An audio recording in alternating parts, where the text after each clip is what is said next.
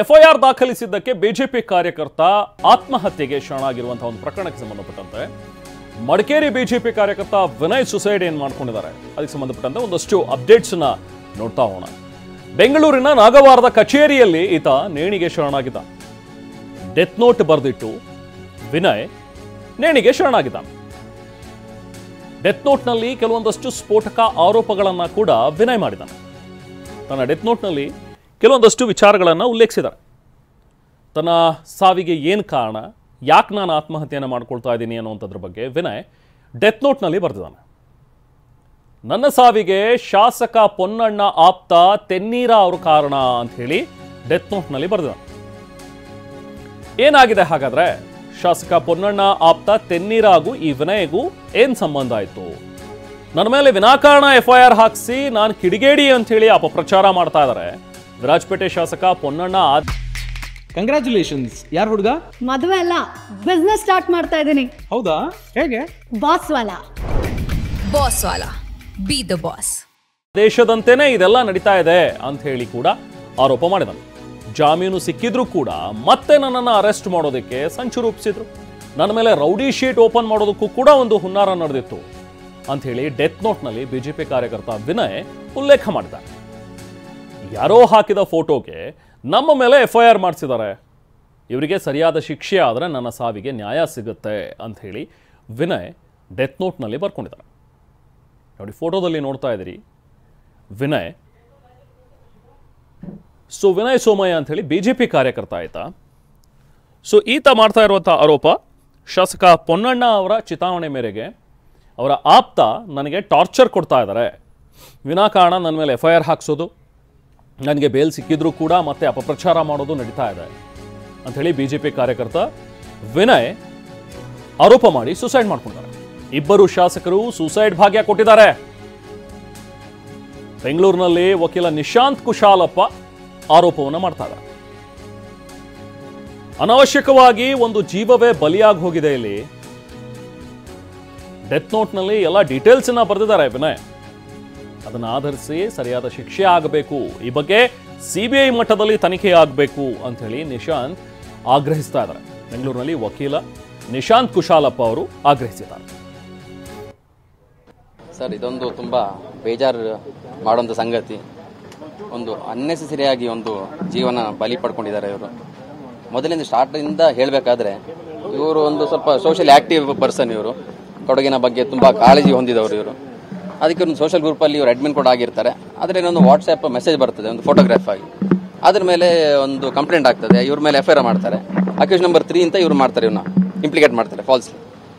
ಅದನ್ನು ಆದಮೇಲೆ ಇವರಿಗೆ ಪೊಲೀಸ್ ಹ್ಯಾರಾಸ್ಮೆಂಟ್ ಏನು ಮಾಡ್ತಾರೆ, ಇವರು ನಮಗೆ ಎಫ್ಐಆರ್ ಕೊಡ್ತಾರೆ, ನಾವು ಸ್ಟೇ ಮಾಡ್ತೇವೆ, ಸ್ಟೇ ಆಗ್ತದೆ. ಅದು ಹೈಕೋರ್ಟ್ ಕೂಡ ಸ್ಟೇ ಮಾಡ್ತದೆ. ಫರ್ದರ್ ಇನ್ವೆಸ್ಟಿಗೇಷನ್ ಏನು ಮಾಡಬಾರ್ದು ಅಂತ ಹೇಳಿ ಆರ್ಡರ್ ಮಾಡ್ತಾರೆ ಹೈಕೋರ್ಟಲ್ಲಿ.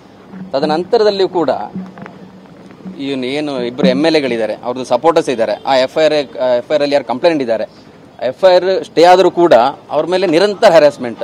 ಅವ್ರ ಮನೆಗೆ ಪೊಲೀಸ್ ಕಳಿಸುವಂಥದ್ದು, ಸೋಷಿಯಲ್ ಮೀಡಿಯಾದಲ್ಲಿ ಬಾಯಿಗೆ ಬಂದಾಗಿ ಬೈಯುವಂಥದ್ದು. ಅವ್ರನ್ನ ಎಫ್ಐಆರ್ ಸ್ಟೇ ಆದರೂ ಕೂಡ ಅವ್ರನ್ನ ಬಿಡುವುದಿಲ್ಲ.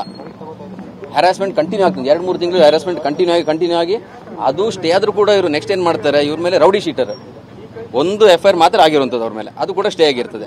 ರೌಡಿ ಶೀಟರ್ ಓಪನ್ ಮಾಡೋಕ್ಕೆ ಇವರೆಲ್ಲ ಪ್ಲಾನ್ ಮಾಡ್ತಾರೆ. ಅದು ಒಂದು ನ್ಯೂಸ್ ಬಂದಿದೆ.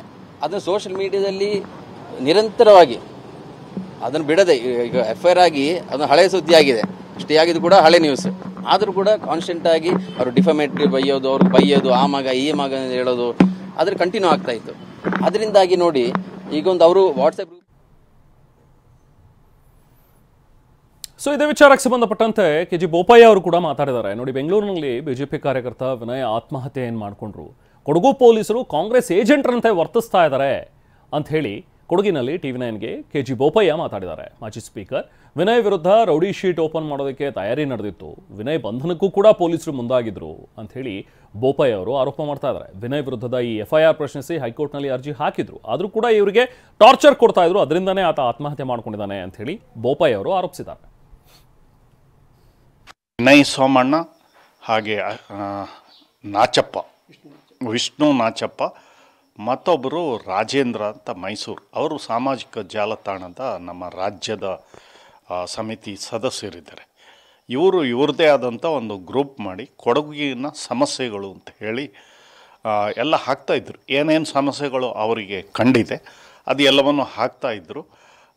ಅದರ ಬಗ್ಗೆ ಸಾಕಷ್ಟು ಚರ್ಚೆಗಳು ಎಲ್ಲವೂ ಆಗ್ತಾಯಿತ್ತು. ಒಂದು ರೀತಿ ಜನಜಾಗೃತಿ ಮಾಡುವಂಥ ಕೆಲಸವನ್ನು ಅವರು ಮಾಡ್ತಾಯಿದ್ರು. ವಿನಯ್ ಸೋಮಣ್ಣ ಮೂಲತಃ ಗೋಣಿಮರೂರು ಸೋಮಾರ್ಪೇಟೆಯವರು. ಅವರು ಬೆಂಗಳೂರಲ್ಲಿ ಜಾಬಲ್ಲಿದ್ದಾರೆ. ಆದರೂ ಜಿಲ್ಲೆಯ ಬಗ್ಗೆ ಕಾಳಜಿ ವಹಿಸ್ಕೊಂಡು ಈ ವಿಷ್ಣು ನಾಚಪ್ಪ ಇವರೊಟ್ಟಿಗೆ ಸೇರಿಕೊಂಡು ಸಮಸ್ಯೆಗಳ ಬಗ್ಗೆ ಎತ್ತಿ ಹಿಡಿತಾಯಿದ್ರು. ಇತ್ತೀಚೆಗೆ ಕೆಲವು ತಿಂಗಳ ಹಿಂದೆ ನಾಪೊಕ್ಲಲ್ಲಿ ಬಸ್ ಸ್ಟ್ಯಾಂಡಲ್ಲಿ ಒಂದು ಟಾಯ್ಲೆಟ್ ದುರ್ನಾಥದಿಂದ ಕೂಡಿದೆ, ಇದು ಅಭಿವೃದ್ಧಿ ಮಾಡೋರ ಇದಕ್ಕೆ ಗಮನ ಬರೋದಿಲ್ಲ ಅಂಥೇಳಿ ಅದಕ್ಕೆ ನಮ್ಮ ಶಾಸಕರಾದ ಪೊನ್ನಣ್ಣನವರ ಫೋಟೋನ ಟ್ಯಾಗ್ ಮಾಡಿದರು. ಅದಕ್ಕೆ ಇನ್ಸಲ್ಟ್ ಮಾಡಿದರು ಅಂತ ಹೇಳಿ ಅವರ ಕಾಂಗ್ರೆಸ್ಸಲ್ಲಿ ಒಬ್ಬ ಸಾಮಾಜಿಕ ಜಾಲತಾಣವನ್ನು ನಡೆಸೋರಿದ್ದಾರೆ, ತೆನ್ನೀರ ಮೈನಾ ಅಂಥೇಳಿ ಕಂಪ್ಲೇಂಟ್ ಕೊಟ್ಟಿದ್ದಾರೆ. ಕಂಪ್ಲೇಂಟ್ ಕೊಟ್ಟ ತಕ್ಷಣ ಇವ್ರದ್ದು ಪೊಲೀಸ್ ಹೇಗೆ ಆ್ಯಕ್ಟಿವ್ ಅಂದರೆ ಏನು, ಯಾವ ಮರ್ಡರ್ ಕೇಸಲ್ಲಿ ಇಲ್ಲಿ ಧನ ಸಾಗಾಟ ಅದಕ್ಕೆಲ್ಲ ಆ್ಯಕ್ಟಿವ್ ಆಗಲ್ಲ. ಅಷ್ಟು ಬೇಗ FIR ಮಾಡಿ ಎಲ್ಲ ಹುಡುಕಾಟವನ್ನು ಪ್ರಾರಂಭ ಮಾಡಿತ್ತು. ನನ್ನ ಗಮನಕ್ಕೆ ಬಂತು, ನೀವು ಪ್ರೊಸೀಜರ್ ಫಾಲೋ ಮಾಡಿ. ಈಗ 7 ವರ್ಷದ ಕೆಳಗೆ ಏನೇ ಶಿಕ್ಷೆ ಇರುವಂಥ ಯಾವುದೇ ಪ್ರಕರಣ ಇರ್ಬೋದು, ಅದಕ್ಕೆ ಇವತ್ತು ಸುಪ್ರೀಂ ಕೋರ್ಟ್ ಕೂಡ ಹೇಳಿದೆ, ಯಾರನ್ನು ನೇರವಾಗಿ ಬಂಧಿಸುವಂತಿಲ್ಲ. ಮೊದಲು ಅವರಿಗೆ 35 ಈಗಿನ BNSS ಪ್ರಕಾರ 35 ನೋಟಿಸ್ ಕೊಡಬೇಕಾ ಅಥವಾ 41D ಹಳೆ CRPCಯಲ್ಲಿ ಇನ್ನು ಬಿಜೆಪಿ ಕಾರ್ಯಕರ್ತ ವಿನಯ್ ಆತ್ಮಹತ್ಯೆ ಪ್ರಕರಣಕ್ಕೆ ಸಂಬಂಧಪಟ್ಟಂತೆ ಪರಮೇಶ್ವರ್ ಮಾತಾಡಿದ್ದಾರೆ. ವಾಟ್ಸ್ಆ್ಯಪ್ ಸೋಷಿಯಲ್ ಮೀಡಿಯಾದಲ್ಲಿ ಬಂದಿದ್ದೆಲ್ಲ ಸತ್ಯ ಅಲ್ಲ. ಆತ್ಮಹತ್ಯೆ ಬಗ್ಗೆ DCP ತನಿಖೆನ ಮಾಡ್ತಾ ಇದ್ದಾರೆ. ಇದರಲ್ಲಿ ಸತ್ಯಾಂಶ ಇದ್ದರೆ ತಪ್ಪಿತಸ್ಥರ ಮೇಲೆ ಖಂಡಿತ ಕ್ರಮ ಕೈಗೊಳ್ತೀವಿ. ಯಾರ್ದಾದ್ರೂ ಪ್ರಭಾವ ಇದ್ದರೆ ಖಂಡಿತವಾಗ್ಲೂ ಪರಿಶೀಲನೆ ಮಾಡ್ತೀವಿ ಅಂತ ಹೇಳಿ ಬೆಂಗಳೂರಿನಲ್ಲಿ ಗೃಹ ಸಚಿವ ಪರಮೇಶ್ವರ್ ಹೇಳಿದ್ದಾರೆ. ಮಾಡ್ತಾರೆ, ತನಿಖೆ ಮಾಡ್ತಾರೆ. ಸಂಬಂಧಪಟ್ಟ DCP ಅವರು ತನಿಖೆ ಮಾಡ್ತಾರೆ. ತನಿಖೆ ಮಾಡಿದ ಮೇಲೆ ವರದಿನಲ್ಲಿ ಏನು ಬರುತ್ತೆ ನೋಡಿ ಅದ್ರ ಮೇಲೆ ಕ್ರಮ ತಗೊಳ್ತೀವಿ. ವಾಟ್ಸಪ್ಪಲ್ಲಿ ಬಂದಿದ್ದು ಅನೇಕ ಸಂದರ್ಭದಲ್ಲಿ ವಾಟ್ಸಪ್ಪಲ್ಲಿ ಬಂದಿದ್ದಾಗಲಿ ಅಥವಾ ಯಾವುದೇ ಸೋಷಿಯಲ್ ಮೀಡಿಯಾ ಪ್ಲ್ಯಾಟ್ಫಾರ್ಮ್ ಬಂದಿದ್ದಾಗಲಿ ಸತ್ಯ ಇರೋದಿಲ್ಲ.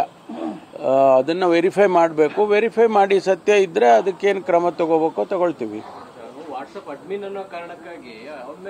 ಇಲ್ಲ, ಕಾರಣ ಏನಾದರೂ ಇರಲಿ ಅಂಥದ್ದೇನಾದರೂ ಇನ್ವಾಲ್ವ್ಮೆಂಟ್ ಯಾರ್ದಾದ್ರೂ ಇದ್ದರೆ ಅದನ್ನು ಪರಿಶೀಲನೆ ಮಾಡ್ತೀವಿ. ಅದು ತನಿಖೆ ಸಂದರ್ಭದಲ್ಲಿ ಬಂದೇ ಬರುತ್ತಲ್ಲ.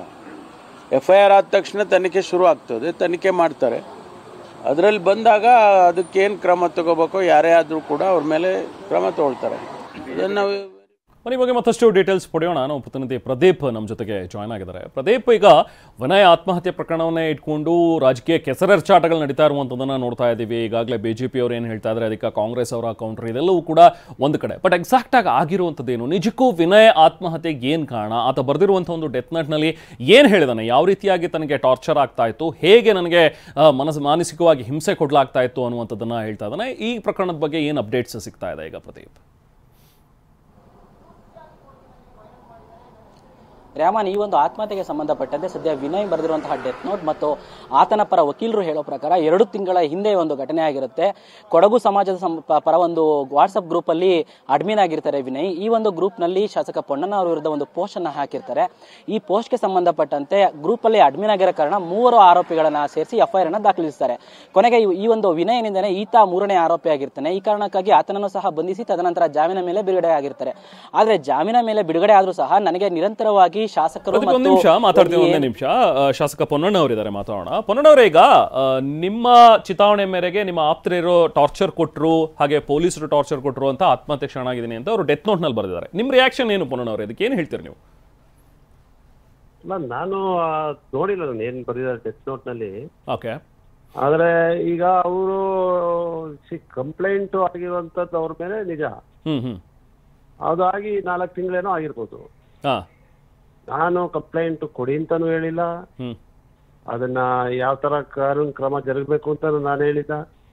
ಆತ ಯಾರು ಅಂತ ನನಗೆ ಪರಿಚಯ ಇಲ್ಲ. ಒಂದ್ಸತಿ ಸಾಮಾಜಿಕ ಇದು ಜಾಲತಾಣದಲ್ಲಿ ಅಂದ್ರೆ ವಾಟ್ಸ್ಆಪ್ ನಲ್ಲಿ ನನ್ಗೊಂದು ಮೆಸೇಜ್ ಕಳಿಸಿದ್ರು ಈ ವ್ಯಕ್ತಿ. ಕಳಿಸಿ ಈಗ ಯಾರು ಕೂಡ ಈ ತರ ಆತ್ಮಹತ್ಯೆಗೆ ಶರಣಾಗೋದನ್ನ ನಾವು ಒಪ್ಪಕ್ ಸಾಧ್ಯ ಇಲ್ಲ. ಅವರು ನನ್ನ ಬಗ್ಗೆ ಅವ್ರು ಟೀಕೆ ಮಾಡಿರ್ಬೋದು, ಅದು ಬೇರೆ ವಿಚಾರ. ಅಂದ್ರೆ ನನ್ಗೆ ಬಹಳಷ್ಟು ನೋವಾಗುತ್ತೆ. ನಮ್ಮ ಊರಿನವರು, ನಮ್ಮ ಕೊಡಗಿನವರು ಈ ತರ ಆಗಿದೆ ಅಂತ ಹೇಳುವಂಥದ್ದು ವಿಷಾದ ಇದೆ. ಅವರ ಕುಟುಂಬಕ್ಕೆ ಕೂಡ ನಾನು ಸಾಂತ್ವನ ತಿಳಿಸುವಂತ ಕೆಲಸವನ್ನು ಮಾಡಿದ್ದೀನಿ. ಈಗ ಪ್ರಶ್ನೆ ಏನಂತ ಹೇಳಿದ್ರೆ, ನನಗೊಂದು ಮೆಸೇಜ್ ಕಳಿಸಿದ್ರು. ಏನ್ ಮೆಸೇಜ್ ಅಂತ ಹೇಳಿದ್ರೆ, ಆ ಒಂದು ಕೊಡಗಿನಲ್ಲಿ ಒಂದು ದೇವಸ್ಥಾನದ ವಿಚಾರದಲ್ಲಿ ಗಲಾಟೆ ನಡೀತಾ ಇತ್ತು. ಕಟ್ಟೆ ಮಾಡು ಅಂತ ಹೇಳಿ ಅಲ್ಲಿ ಒಂದು ದೇವಸ್ಥಾನದ ವಿಚಾರದಲ್ಲಿ ಒಂದು ಗಲಾಟೆ. ಆಗ ಸಾಮಾಜಿಕ ಜಾಲತಾಣದಲ್ಲಿ ತೇಜೋದಯ ಮಾಡುವಂತದ್ದು ಹಲವಾರು ಮೆಸೇಜ್ಗಳು ಬರ್ತಾ ಇತ್ತು, ಎರಡೂ ಗುಂಪುಗಳಿಂದ ಬರ್ತಾ ಇತ್ತು. ಒಂದು ಆಡಿಯೋ ಕ್ಲಿಪ್ಪಿಂಗ್, ಅದು ತಾಯಿ ಕಾವೇರಿ ಒಂದು ಒಬ್ಬರು ಮೈ ಮೇಲೆ ಬಂದಂತ ರೀತಿಯಲ್ಲಿ ಒಂದು ಆಡಿಯೋ ಕ್ಲಿಪ್ಪಿಂಗ್ ಬಹಳ ವೈರಲ್ ಆಗಿತ್ತು. ಅದನ್ನ ಕಳ್ಸ್ಬಿಟ್ಟು ಇವರು ನನಗೆ ಇದನ್ನ ಡಿಲೀಟ್ ಮಾಡಿಸ್ಬೇಕಲ್ಲ, ಇದು ಜವಾಬ್ದಾರಿ ಅಂತ ಹೇಳಿ ಬಹಳ ಒಂದು ತೀಕ್ಷ್ಣವಾಗಿ ನನ್ನ ಏಕವಚನದಲ್ಲಿ ಅವರು ಮೆಸೇಜ್ ಹಾಕಿತ್ತು. ನಾನು ಅದಕ್ಕೆ ಅವ್ರಿಗೆ ಉತ್ತರ ಏನ್ ಕಳಿಸ್ತೀನಿ ಅಂದ್ರೆ, ಸ್ವಲ್ಪ ತಾವು ಯೋಚನೆ ಮಾಡಿದ್ವಿ. ನನ್ನ ಹತ್ರ ಅದು ಸ್ಕ್ರೀನ್ ಶಾಟ್ ಇದೆ, ಕಳಿಸ್ಕೊಡ್ತಿರ್ಬೇಕಾರೆ ನೀವು ಸ್ವಲ್ಪ ಯೋಚನೆ ಮಾಡಿ ದಯವಿಟ್ಟು. ಇದರ ಎಕ್ಸಾಕ್ಟ್ ವರ್ಡ್ಸ್ ಯೋಚನೆ ಮಾಡಿ ಮೆಸೇಜ್ ಮಾಡಿ. ಇದನ್ನ ನಾನು ಎಲ್ಲಾ ಗ್ರೂಪ್ ಅಲ್ಲಿ ಎಲ್ಲ ಹಾಕಿದಾರೆ ಅಂತ ನೋಡಿ ಡಿಲೀಟ್ ಮಾಡೋದು ಆಗುತ್ತಾ? ನಾನೊಬ್ಬ ಶಾಸಕನಾಗಿ ನೀವು ರಸ್ತೆ ಕೇಳಿ, ಅಭಿವೃದ್ಧಿ ಕೇಳಿ, ಇದು ಕೇಳಿ ಅಂತ ಹೇಳಿದೆ, ವಿದ್ಯುತ್ ಶಕ್ತಿ ಕೇಳಿ, ಅದನ್ನ ಮಾಡೋಣ ಅಂತ ಹೇಳಿದೆ. ಅದಕ್ಕೆ ಬಹಳ ನಿನ್ ಕೈನಲ್ಲಿ ಆಗಲ್ಲ, ಯೋಗ್ಯತೆ ಇಲ್ಲ, ನಿನ್ಗೆ ಅರ್ಹತೆ ಇಲ್ಲ ಅಂತೆಲ್ಲ ಹೇಳಿ ಮೆಸೇಜ್ ಹಾಕಿದ್ರು. ನಾನಿನ್ನು ಇದಕ್ಕೆ ಮತ್ತೆ ಪ್ರತಿಕ್ರಿಯಿಸುವಂತ ಪ್ರಯೋಜನ ಇಲ್ಲ ಅಂತ ಹೇಳಿ ನಾನು ಸುಮ್ಮನೆ. ಅಷ್ಟು ಬಿಟ್ರೆ ಇನ್ಫ್ಯಾಕ್ಟ್ ನನ್ಗೆ ಬಹಳ ಒಂಥರ ಕಟುವಾಗಿ ಮೆಸೇಜ್ಗಳು ಕಳಿಸಿದ್ರು. ಬಿಟ್ರೆ ನನಗೆ ಏನ್ ಸಂಪರ್ಕ ಇಲ್ಲ, ಅವ್ರ ಪರಿಚಯ ಇಲ್ಲ, ಅವ್ರು ಯಾರು ಅಂತ ಗೊತ್ತಿಲ್ಲ. ನನ್ಗೇನು ವೈಯಕ್ತಿಕವಾಗಿ ಏನು ಇದು ಇಲ್ಲ ಅವ್ರ ಮೇಲೆ. ಅಲ್ಲ, ನಿಮ್ಮ ಆಪ್ತ ತೆನ್ನೀರ ಮಹಿನಾ ಅವರು ಕಂಪ್ಲೇಂಟ್ ಮಾಡಿದ್ದು, FIR ಮಾಡಿದ್ದು ಅಂತ ಇದೆ. ಸೊ ನೀವ್ ಹೇಳಿ ಮಾಡಿಸಿದ್ರಿ ಅನ್ನೋದು ಒಂದು ಓಡಾಡ್ತಾ ಇದೆ ಸುದ್ದಿ. ಹೇಳಿ ಮಾಡಿಸಿದ್ಲಿ ಅದು ವಾಸ್ತವ ಅಲ್ಲ. ಆದ್ರೆ ಸಪೋಸಿಂಗ್ ತೆನ್ನೀರ ಮಹಿನಾ ಹೋಗಿ ಕೋರ್ಟ್ ಮೂಲಕ ಆ ಒಂದು FIR ನ ದಾಖಲೆ ಮಾಡಿಸಿದ್ರೆ ಕಾನೂನಿನ ಪ್ರಕ್ರಿಯೆಗಳಿದು. FIR ದಾಖಲೆ ಮಾಡಿಸೋದು ಕಾನೂನು ಬಾಹಿರವನ? Fair enough. ಸೊ ದೇರ್ಫೋರ್ ಕಾನೂನಿನ ಪ್ರಕ್ರಿಯೆಗೆ ತೆನ್ನೀರ ಮಹಿನಾ ಹೋಗಿ ಕೆಲಸ ಮಾಡಿದ್ರೆ ಕಾನೂನಾತ್ಮಕವಾಗಿ ಅದನ್ನ ಎದುರಿಸಬೇಕು. ಮತ್ತು ಅದಾಗಿ ಘಟನೆ ಆಗಿ ಇವತ್ತು 4 ತಿಂಗಳಾಗಿದೆ. ಘಟನೆ ಆಗಿ 4 ತಿಂಗಳಾಗಿದೆ. ಈಗ ಭಾವನೆಗಳು ಈಗ ಹರಡ್ತಾ ಇದೆ, ಬೇಸರ ಆಗುತ್ತೆ, ನಮಗೂ ಬಹಳ ನೋವಾಗುತ್ತೆ. ಆದ್ರೆ ಕಾನೂನಿನ ಪ್ರಕ್ರಿಯೆಗೆ ಅವ್ರು ಒಳಗಾಗಿದ್ದಾರೆ ಹೊರತು ಅವ್ರೇನು ಬೆದರಿಕೆ ಹಾಕಿದ್ದಾರೆ ಅಂದ್ರೆ, ಈಗ ಜಸ್ಟ್ ಒಬ್ಬ ಶಾಸಕನ ಬಗ್ಗೆ ಅವಹೇಳನಕಾರಿಯಾಗಿ ಮಾತಾಡಿದ್ರು ಅಥವಾ ಪೋಸ್ಟ್ ಹಾಕಿದ್ರು ಅಂದ ಕೂಡಲೇ ಪೊಲೀಸರು ತುಂಬಾ ಪ್ರೊಆಕ್ಟಿವ್ ಆಗಿ ರಿಯಾಕ್ಟ್ ಮಾಡ್ಬಿಟ್ರು. ಅಲ್ಲಿ ಅವ್ರನ್ನ ಅರೆಸ್ಟ್ ಮಾಡೋ ತನಕ ಹೋಗೋದು, ಅದೆಲ್ಲ ಟಾರ್ಚರ್ ಆಯ್ತು ಅಂತ ಹೇಳಿ ಬರುತ್ತೆ. ಯಾವಾಗ ಟಾರ್ಚರ್ ಆಗಿರೋದು? 4 ತಿಂಗಳಿಂದ ಟಾರ್ಚರ್ ಆಯ್ತಾ? ಈಗ ನಾನು ಕೇಳುವಂಥದ್ದು ದಯವಿಟ್ಟು ಅರ್ಥ ಮಾಡ್ಕೊಳ್ಳಿ. ಈಗ ಇದು ಪ್ರಕರಣ ದಾಖಲಾಗಲಿಕ್ಕೆ ಪೊಲೀಸ್ನವ್ರು ದಾಖಲೆ ಮಾಡಿಲ್ಲ ನೇರವಾಗಿ.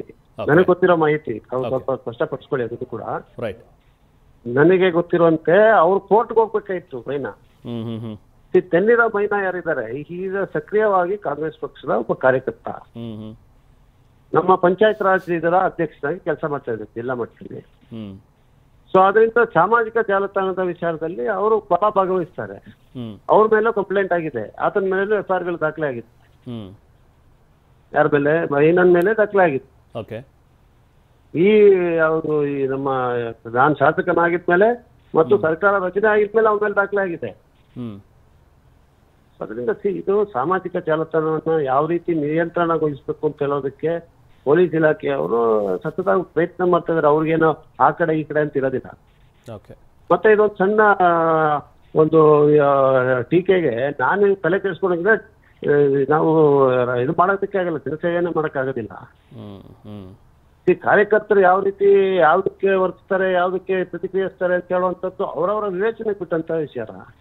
ಮತ್ತೆ ಕಾನೂನು ಪ್ರಕ್ರಿಯೆಗೆ ಯಾರು ಕೂಡ ಒಳಗಾಗಬೇಡಿ ಅಂತ ಹೇಳುವಂಥದ್ದು ನಾವು ಹೇಳಕ್ಕೆ. ಸೊ ಯಾಕೆ ಈ ಸ್ಟೆಪ್ ಹಾಗಾದ್ರೆ ತಗೊಂಡ್ರು ಅಂತ ಅನ್ಸುತ್ತೆ ನೋಡಿ. ಒಂದು ಸಾಮಾಜಿಕ ಜಾಲತಾಣದಲ್ಲಿ ಡೆತ್ ನೋಟ್ ಹಾಕಿ ನನಗೆ ಟಾರ್ಚರ್ ಆಗ್ತಾ ಇದೆ ಅನ್ನುವಂಥದ್ದನ್ನ ಹೇಳ್ತಾರೆ ಅಂತ ಹೇಳಿದ್ರೆ ಅಂತದ್ದೇನಾಯ್ತು? ವಾಟ್ಸ್ಆಪ್ ನಲ್ಲಿ ಮೆಸೇಜ್ ಹಾಕಿರೋದನ್ನ ನೋಡಿದೆ ನಾನು. ಅದ್ರಲ್ಲಿ ನನಗೆ ಅವರು ಟಾರ್ಚರ್ ಆಗ್ತಾ ಇರೋದ್ರ ಬಗ್ಗೆ ಅಲ್ಲೆಲ್ಲೂ ನನ್ ಓದ್ಲಿಲ್ಲ. ನಾವು ಏನ್ ಹೇಳಿದ್ದಾರೆ ನನ್ನ ವಿಚಾರಕ್ಕೆ ಸಂಬಂಧಪಟ್ಟಂಗೆ ಅಂತ ಹೇಳಿದ್ರೆ, ಒನ್ನಣ್ಣ ಅವರು ಕೂಡ ಒಂದ್ಸತಿ ನನ್ಗೆ ಮೆಸೇಜ್ ಮಾಡಿದ್ರು, ಈ ತರ ಎಲ್ಲ ನೀವು ಸಾಮಾಜಿಕ ಜಾಲತಾಣದಲ್ಲಿ ವಾಟ್ಸ್ಆಪ್ ಅಲ್ಲಿ ಮೆಸೇಜ್ ಹಾಕ್ಬೇಡಿ ಅಂತ ಮೆಸೇಜ್ ಹಾಕಿದ್ರು. ಅಂತ ಒಂದ್ ಕಡೆ ಹೇಳ್ತಾರೆ. ಕರೆಕ್ಟ್. ಆಮೇಲೆ ಅವ್ನು ಯಾರೋ ಒಬ್ಬರಿಗೆ ನಾನು ಪೊಲೀಸ್ನವರು ಯಾರೋ ಒತ್ತಡ ಆಗಿದ್ದಾರೆ ಅಂತ. ಒಂದೇ ಒಂದು ದೂರವಾಣಿ ಕರೆ ಯಾವುದೇ ಪ್ರಕರಣ ಬಿಟ್ಟು ಇದು ಮಾತ್ರ ಅಲ್ಲ, ನಾನು ಮಾಡಿರೋದನ್ನ ತೋರಿಸಿದೆ ಅದು ಒಂದು ದಾಖಲೆ ಆಗ್ಬೋದು. ಮತ್ತೆ ಒಬ್ಬ ಆತ್ಮಹತ್ಯೆಗೆ ಶರಣಾಗ್ಲಿಕ್ಕೆ ಒಂದು 4 ತಿಂಗಳಿಂದ ಆಗಿರುವಂತ ಘಟನೆ ಕಾರಣ ಅಂತ ಹೇಳುವಂಥದ್ದು ಕೂಡ ಇದೆಯಲ್ಲ. ಇದು ಈಗ ಇವತ್ತು ಅದನ್ನ ಬಳಸ್ತಾರೆ, ರಾಜಕೀಯ ಮಾಡ್ತಾರೆ, ಭಾವನೆಗಳನ್ನ ಕೆರಳಿಸ್ತಾರೆ, ಇದೆಲ್ಲ ಇರ್ತದೆ. ಅದಕ್ಕೆ ಕಾನೂನಾತ್ಮಕವಾದಂತ ಅಂಶಗಳನ್ನ ಮತ್ತೆ ನಿಜಾಂಶ ಇದೆಯಲ್ಲ, ನಿಜವನ್ನ ನಾವು ಬಿಟ್ಟು ಸತ್ಯವನ್ನ ಬಿಟ್ಟು ಹೋಗೋಕ್ಕಾಗೋದಿಲ್ಲ. ಯಾರಾದ್ರೂ ಅಲ್ಲ, ನೇರ ಅವ್ರು ಹೇಳಿರೋದು ತಣ್ಣೀರ ಅವ್ರ ಮೇಲೆ ಅವರೇ ಇದಕ್ಕೆ ಕಾರಣ ಅನ್ನುವಂಥದ್ದನ್ನ ಡೆತ್ ನೋಟ್ನಲ್ಲಿ ಹೇಳಿದ್ದಾರೆ. ಜೊತೆಗೆ ಲಾಸ್ಟಲ್ಲಿ ಇದಕ್ಕೆ ನಿಮ್ಮ ಆದೇಶದ ಮೇಲೆ ನಡೆದಿದೆ ಇದೆಲ್ಲವೂ ಅನ್ನುವಂಥದ್ದನ್ನ ಕೂಡ ಆರೋಪ ಮಾಡ್ತಾರೆ. ಅದಕ್ಕೋಸ್ಕರ ಹೇಳ್ಕೊಟ್ಟಿರ್ತಾರೆ ಪಾಪ ಅವ್ರಿಗೆ. ಬಟ್ ಅದರಿಂದ ಅದು ಏನ್ ಈಗ ಬಹಳ ನೋವಾಗುತ್ತೆ ಅಷ್ಟೇ. ಅದು ಬೇರೆ ಹೇಳಕ್ಕಾಗಲ್ಲ. ಈ ತರ ವಿಚಾರಗಳಿಗೆ ಒಂದು ಪ್ರಾಣವನ್ನ ತಗೊಳ್ತಾರೆ ಅಂತ ಹೇಳೋದು ಈಗ ಅವ್ರ ಕುಟುಂಬಸ್ಥರಿಗೆ ಈಗ ಅದಕ್ಕೆ ತೊಂದರೆ ಆಗ್ತದೆ. ನಿಜ ಪೊನ್ನಣ್ಣವ್ರೆ. Thank you ಪೊನ್ನಣ್ಣವ್ರೆ.